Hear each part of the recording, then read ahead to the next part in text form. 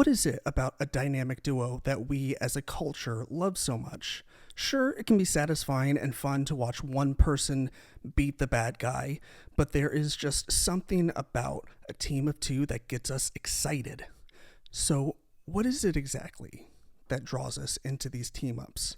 Is it the dichotomy of putting aside personal differences and heading off a challenge for the greater good? Maybe it's the history behind these two characters that have gotten you emotionally involved in their fictional relationship.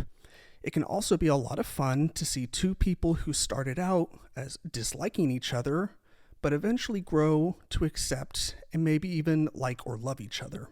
Regardless of the circumstances, I think most of us can agree that dynamic duos are a lot of fun and can be a great way for a TV show, movie, comic book, or any other piece of media to get their audiences to connect with their characters.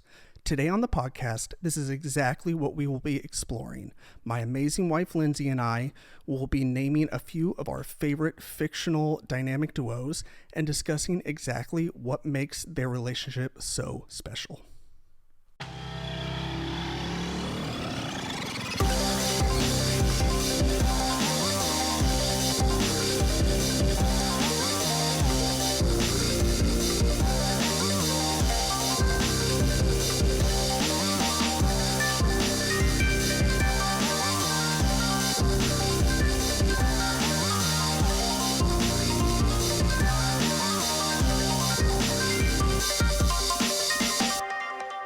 All right, hello everyone. Thank you so much for tuning in to this episode of the Geek Garage Podcast, the most inclusive and accessible nerd culture audio program on the interwebs. I'm your host, David, and joined with me this week is my beautiful and lovely wife, Lindsay. Hello, Lindsay. How are you? Good. Doing pretty good. Yeah? Yeah. Excellent. I'm so glad that you're here because I'm excited to talk about today's topic or this week's topic, and I needed a co-host, and I'm down a co-host. So I'm super excited that you're here, and I'm excited to hear your picks for what we're talking about. Well, I'm excited to tell you my picks. I am excited to be your co-host until I'm delightfully replaced. None of that is true at all. In fact, I mean, if history shows us anything, it'll be that I will be consistently without a co-host until the end of time. So I should just keep you around. And like I said, there have been numerous reports from the few listeners that we do have that they enjoyed the episodes that you've been on. So you have fans. Well, good. Yeah. Good. I'm glad to hear it. Yeah. So there is that. But yeah, anyway, so today we are going to talk about dynamic duos. I don't really know how I came up with this idea. I don't know. I was probably high at the time, but I just thought it would be fun. And of course, we are talking about fictional dynamic duos from really any piece of media, that extends to comic books, TV, movies, etc., etc. So, and we are talking about individuals, people, organic matter of that variety. We're not talking about like peanut butter and jelly or chicken nuggets and french fries, Mac and cheese. Macaroni and cheese. Yes. Those are dynamic duos, but they're not the ones that we're talking about today. Well, I would like to say that you didn't give me a lot of instruction on picking my top picks here. It's all right. So do you have dynamic duos that are actually food? No. Okay. But I picked mine off of dynamic duos that just work better together. They're funnier together, play well off of each other, mm-hmm. and make a good team whether they want to or not. Yeah, that's great criteria. I did have criteria that I laid out, but I delivered it to Zach. And then Zach was like, hey, I'm busy for the foreseeable future. And then that's when you got looped into the mix. And I was giving zero instruction. I would just. But I do want to point out that I did give you examples of what could work as dynamic duos. So I felt like you had a little bit to go off of, but sure, I will cede that I at least minutely dropped the ball on giving you some direction. But yeah, you want to dive into it? Can I dive in by saying some of the ones that I knocked off my list first? So when you say knocked off your list, what do you mean by that? As in not my top picks. So are they kind of like runners up? Sure. I was gonna say, what is it? The honorable mentions. Yes. Sure. Okay. Yeah. I'd like to hear those. So initially, I was thinking, like sibling combos. Okay. And so I wanted to have different genres. So I was kind of thinking like animated, you know. Mm-hmm. So I went with Phil and Lil. From Rugrats. Okay. Because you wouldn't think about one without thinking about the other. Exactly. So they're definitely a duo. Yeah. They are twins. Yes. Yeah. And then, of course, immediately upon thinking of twins, I immediately thought of Fred and George. Okay. Yeah. From Harry Potter. Yes. Of course. Yes. I am slightly obsessed with Harry Potter. Yeah, as am I, but not as obsessed as you are. Because... for just the straight up reason that I can never remember, spoiler alert, which one dies. It's have a 50-50 shot. It's Fred. Yes. Nailed it. Ha ha. Okay. So after that, I immediately thought of some awesome couples that worked well together. Okay. My heart of hearts went to Agents of S.H.I.E.L.D. for Fitzsimmons. Okay. I love them because they're scientists and geeky and... Why don't you explain what Fitzsimmons is or who Fitzsimmons is? Because it's... So they're characters on the show Agents of S.H.I.E.L.D. and like I said, they're two scientists. And but what are their names? Because Fitzsimmons is the Brangelina. Gemma Simmons and Leopold Fitz. There you go. That's what I was looking for. Yeah. Yeah. And you don't really think about one without the other. In fact, their entire team has kind of combined their names. And eventually, later on in seasons, they got married. Okay. And so, let's see. Kind of a way throwback. I thought of Barney and Andy from the Andy Griffith Show. Wow. That is a throwback, but a very good call. Yeah. I dig it. I remember catching the Andy Griffith Show. I think it came on, wasn't Nick it like, at Night. Yeah, that's right. It was like the very first thing that hit after like your Nickelodeon lineup on a nightly basis. So Mario and Luigi. Yep. There you go. Woody and Buzz. Mm-hmm. R2-D2 and C-3PO. Classic. Yeah. Also on the Star Wars front, I thought of Han and Chewbacca. Okay. Yeah. I mean, great buddy combo. Yeah. But yeah, in the end, they just weren't my favorites. I also thought of Jack and Karen from Will and Grace. Mm-hmm. And either Leslie and Ben or Leslie and Ann from Parks and Rec. Yeah, so this will probably be a heads up to you listeners. It'll probably be part one of many going forward because I only picked three because I could think of so many more. but I only wanted to pick a couple because I really wanted to take time to dissect and discuss and talk about exactly why I picked those instead of just rattling off a bunch and be like, here's a bunch of couples that I like. But yeah, so going forward, we will have more, and I really wanted to put some folks from Parks and Rec because on my list because there's so many. Like you have Ron and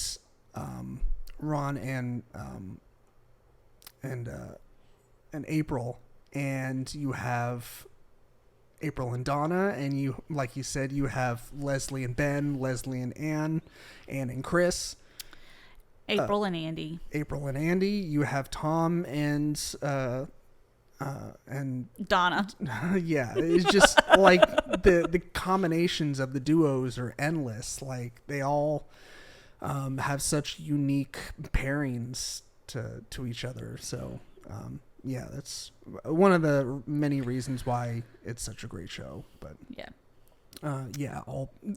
some of those will inevitably make my lists going forward. They're, spoiler alert, like I said, they're not on any of my list today.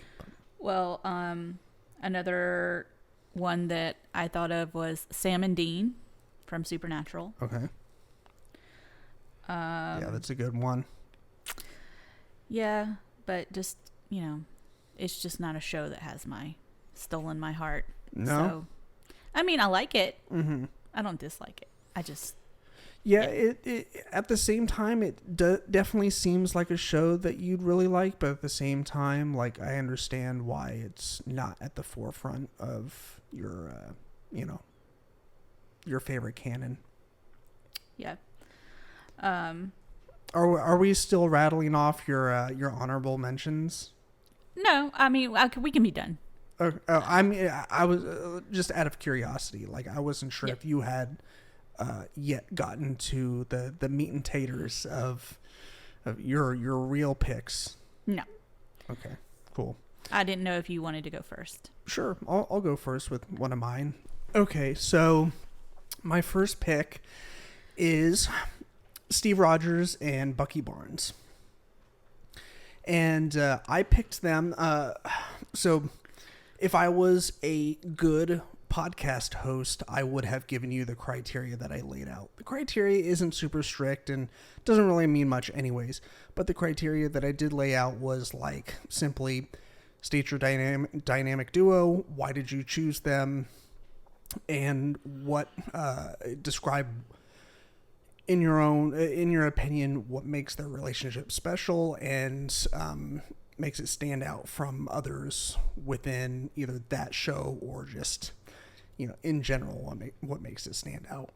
So, but I chose,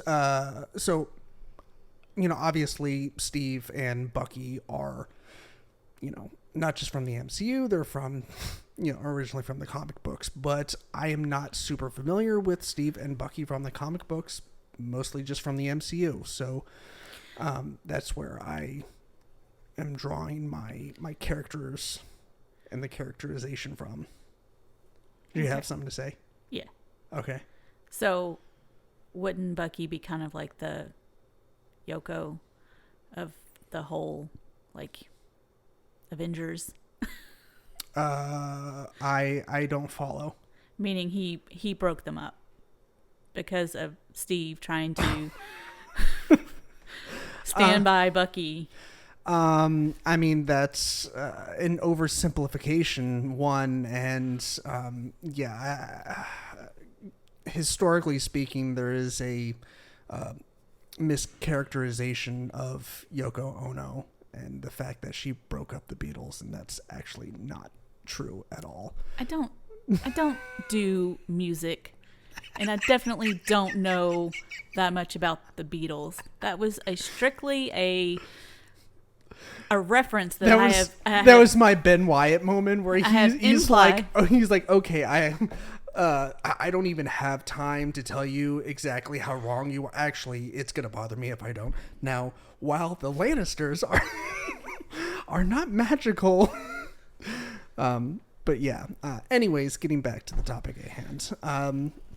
So Steve and Bucky, or Yoko and John, I should say. Obviously, total BFFs, and more if you read enough fan fiction. Oh God, gross. I mean, not gross, but just not how I envision Bucky and Steve. But whatever. They've been friends for a really long time. Yeah. A very, very long time. And so I like their relationship for a couple of different reasons. One, because they're both kind of tied to similar circumstances. Obviously Steve was frozen in ice and then thawed out when he was discovered. And then Bucky was discovered by German scientists, and he was experimented on, and he became the Winter Soldier. But they're of the same circumstance where they're super old, but yet their bodies were preserved, and so now they are basically the same age, living in like 70 years later. So obviously they have that going for them, but even before that, they were. I think what I like most is the way that like Bucky treats Steve, and obviously not a lot of this was shown in the movies. I feel like a lot of it was inferred, but you can tell that they had that kind of relationship where Bucky didn't befriend Steve out of pity. Like, it was because he admired Steve's character and how, despite his physical shortcomings, he was still able to remain positive. And so, with all that in mind, like, I thought that, Bucky was a really good friend, and then, they just made an awesome, duo. And yeah. Anyways, that's my first pick. What do you got as your first pick? So completely different genre. Mm-hmm. I picked Jim and Dwight. Okay. Jim and Dwight. From The Office. All right. Because I initially was thinking Michael and Dwight.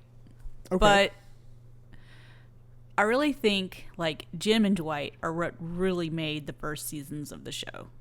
Mm-hmm. They were really funny together. They played off well together. And it just wouldn't be the same show without those two being office mates. For sure.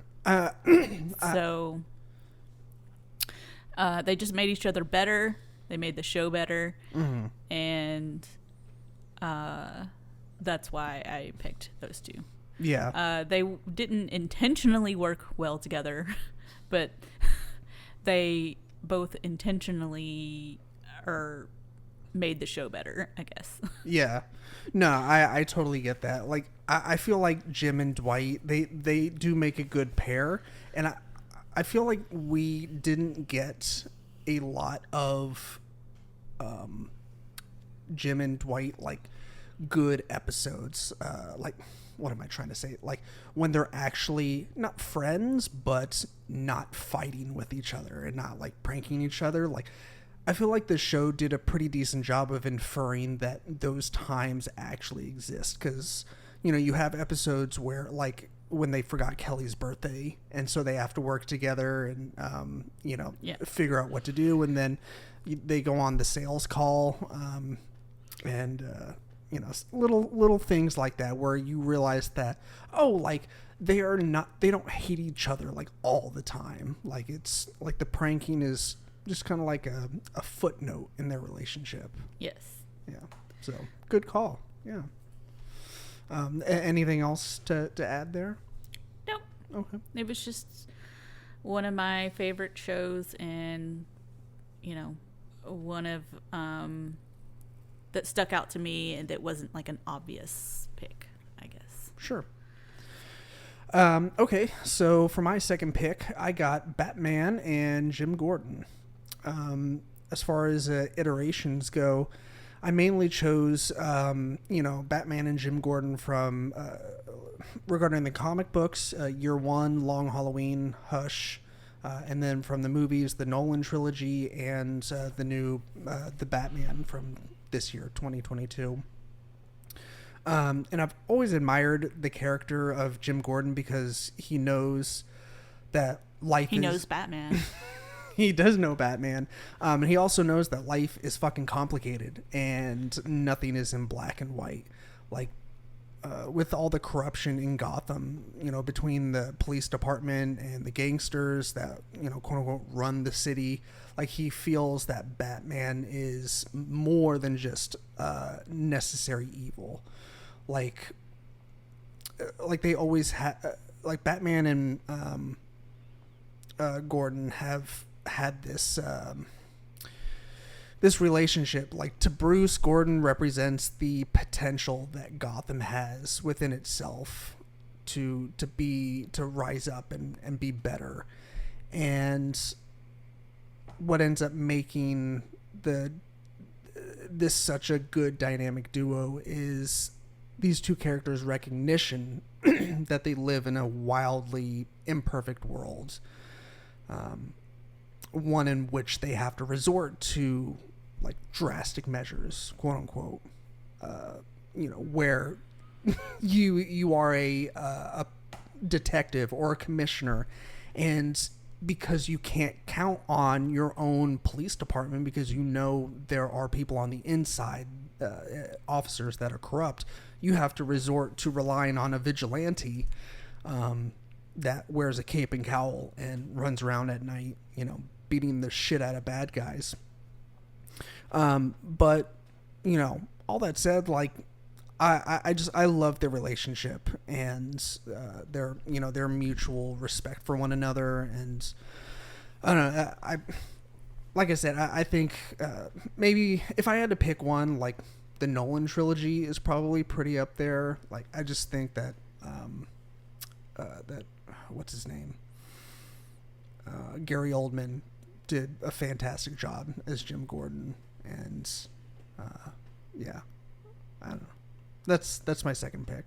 I don't know, and one of my favorite quotes, like, I feel like it really helped define their relationship early on, because it was in Batman Begins, was at the very end, after he gives Batman the Joker calling card or whatever, he says, "I never said thank you," and he, right before he jumps off the roof, he says, "And you'll never have to." I was like, yeah.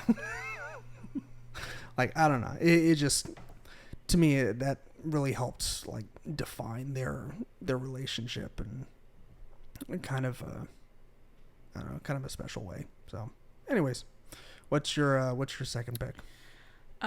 So Strike Team Delta. All right, so illustrate us on what Strike Team Delta is. I mean, I know, but for those that might not. So before the Avengers, Natasha Romanoff and Clint Barton were a special ops team working for S.H.I.E.L.D., and they worked together on ops.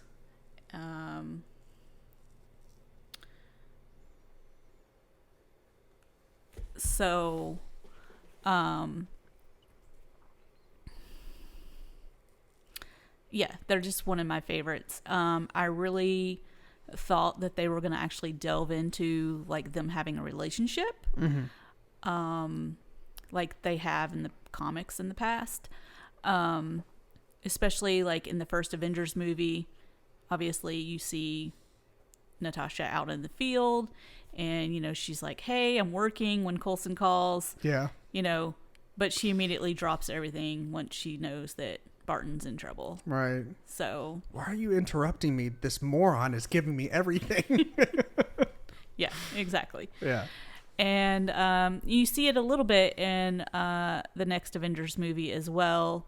But it gets ruined because Joss Whedon decided to give Barton this family for no reason whatsoever.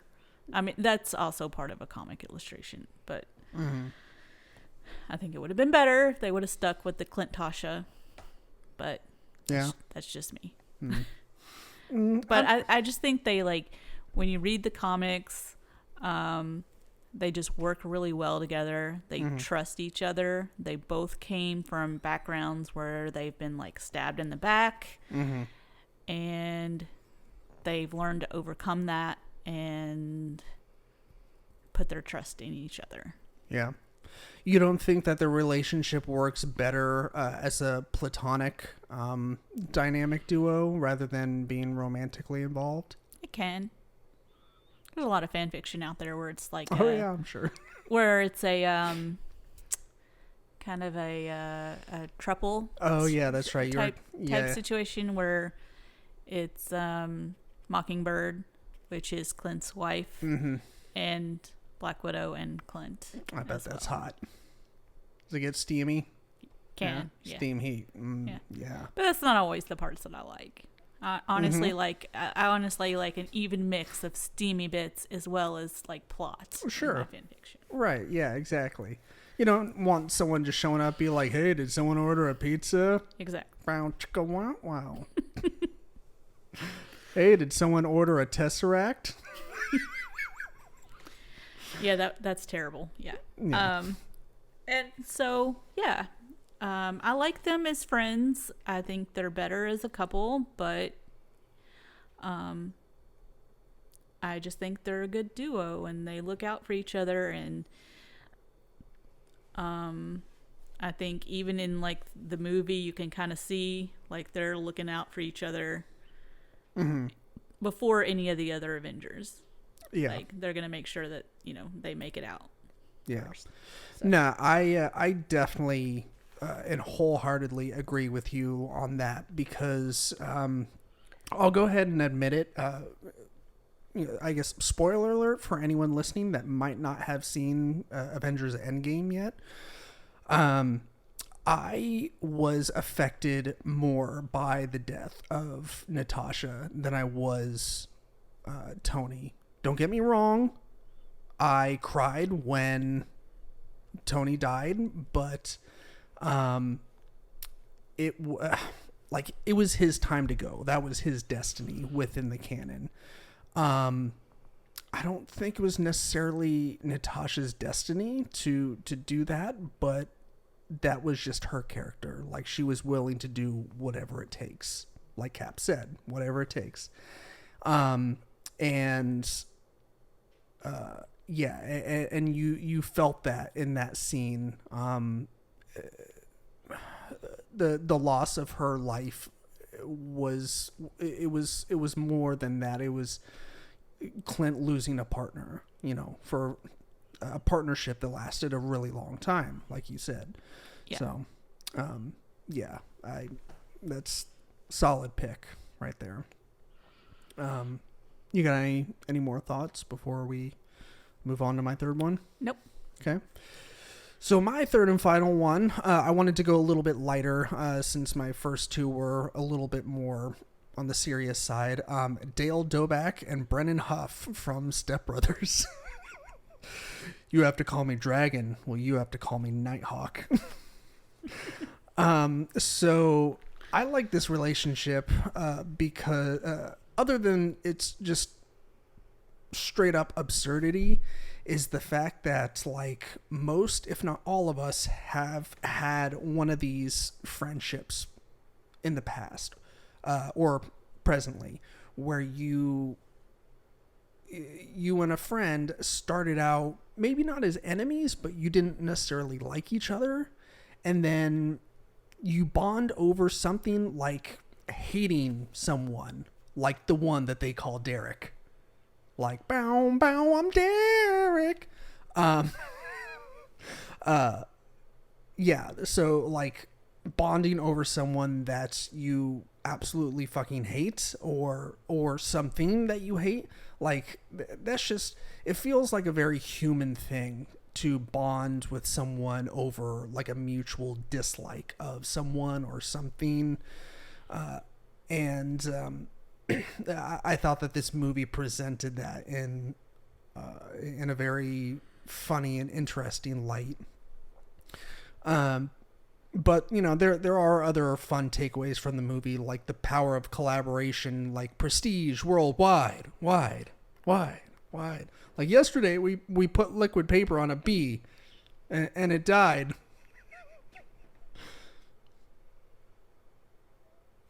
Yes. So, good pick. Good pick. Solid pick. A good movie. I usually don't like those type of guy humor movies that are just too much fart jokes and I don't know, just repetitive stupidness. Mm-hmm. But I actually really do like Step Brothers. Yeah, this movie was a product of the the 2000s era of comedy, where there were a lot of them were kind of dime a dozen. Like you had your staples like Old School and Anchorman and Step Brothers and Tropic Thunder and stuff like that, like the heavy hitters of this particular genre, like of just ridiculous comedy. And then you had like a lot of like B and C level shit that like had a few good laughs, but we're just kind of riding the coattails. So yeah, like this particular genre got worn out really quickly because of the repetitive kind of humor, like you said. But yeah, anyways, Chewbacca mask, it's okay that mine's not movie quality. Nice. Yeah. Anyways, so what's your third pick? My third pick is Mulder and Scully. Yeah. Hi. So also kind of old school, but I really loved how they started out as not being friends. I mean, Scully was literally hired to spy on Mulder. Right. Yeah, that's right. I always forget about that. They're just complete like opposites. I mean, Scully has her faith and she's a huge skeptic, and Mulder kind of believes in everything. And but they still like stuck up for each other and supported each other's ideas and didn't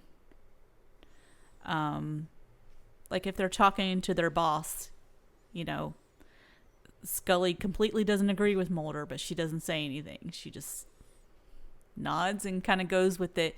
And same with Mulder, like, you know, he doesn't believe in, you know, Scully's skepticism and her ideas of stuff, but he doesn't call her out on it. And so they were just very professional, and I just really liked it. Yeah. Yeah, that is really one of those like groundbreaking sci-fi shows. Like for many reasons, it was groundbreaking at the time, but that was one of, in my opinion, one of the most overlooked reasons why it was so big, was because they had that mutual respect for one another, despite not fully believing in what the other believed. Like you said, they had conflicting opinions and thoughts and whatnot, but at the end of the day, they still, you know, that just because you don't believe in aliens and your partner does, that doesn't necessarily mean that, you know, you can't get along either professionally and or, you know, on a friendship like basis. So right. Yeah. And so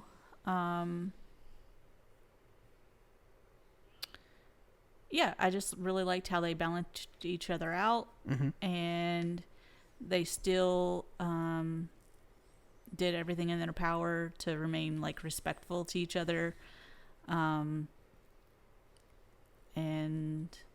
you know that they each had their own expertise and their own specialty. Like Mulder was really good at profiling, and then Scully had all her autopsy stuff and her medical degree, and so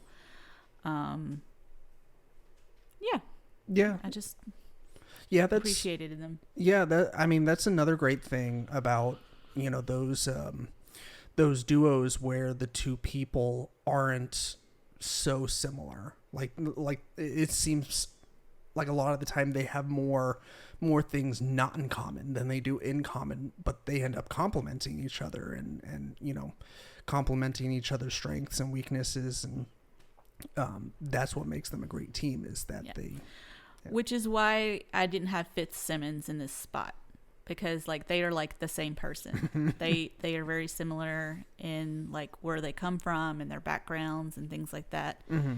And Mulder and Scully are very much different people and different backgrounds, and so makes sense. Yeah, cool. Well, that's my list. I think that's your list as well, right? Yes. You want to knock out our shit that doesn't suck segment and then sign off? Sure. Cool. Shit that doesn't suck.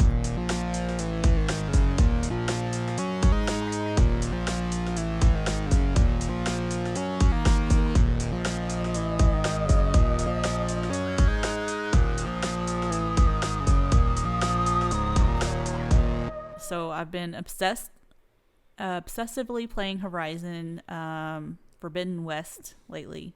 It's really awesome. I've just moved along pretty well in the plot just recently, though I'm stuck trying to kill some robot crocodiles right now. Those things are the fucking worst. Yeah.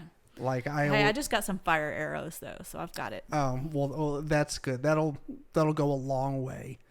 I remember those crocodiles from Horizon Zero Dawn, though, and they were not my favorite. I think my least favorite is the birds. The frozen birds. Like, I always had such a hard time killing those fuckers.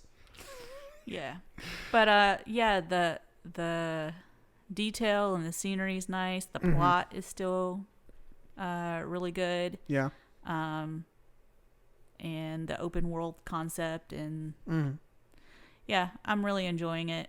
And it's so rare when I get to like really get into something and enjoy it just for me. Yeah. And so it's been fun. Well, I'm glad you've been enjoying playing it. I know you've been playing it a lot, and that just means to me that, just like you said, you're really enjoying it and getting engrossed in the gameplay and the story and all that. So I'm glad you're liking it. But for me, I just been binging a couple different things, mostly Seinfeld. I brought this up a week or two ago that I'm going through Seinfeld for the first time. Really, like from start to finish. I grew up on this show, like it was always on in my house, but I never sat down and watched it from start to finish. And then I'm also watching on Hulu, it's about to wrap up, The Girl from Plainville, which is about, what's her name? God, I forget her name. They made a documentary or docuseries about it a year or two ago, about the girl who convinced her boyfriend to kill himself via text message.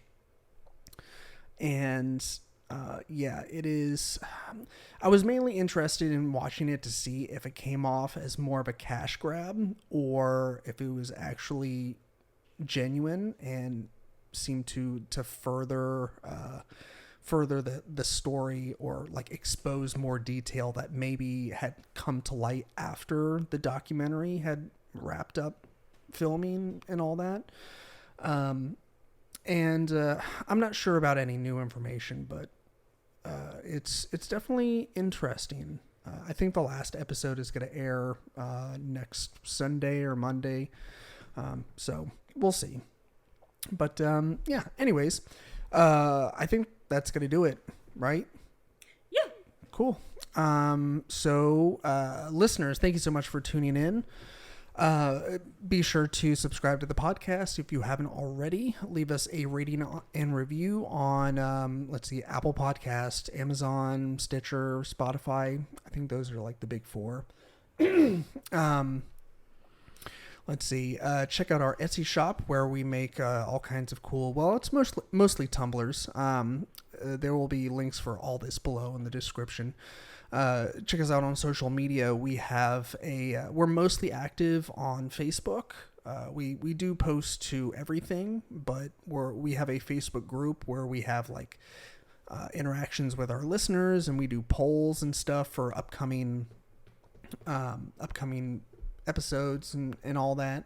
And we also have a Patreon. So if you'd like to support the show monetarily, we have like a $2 tier and a $5 tier. And you get all kinds of cool perks. You get to join our private Facebook group and private messenger chat and Discord, where we, talk about behind the scenes stuff, and you get a, look at upcoming episodes and all that cool stuff. And you get an introductory button and sticker set. So, yeah. Anyways, that'll about do it for this episode. And as always, be kind, stay geeky, and eat lots of cheesecake. Bye! Bye.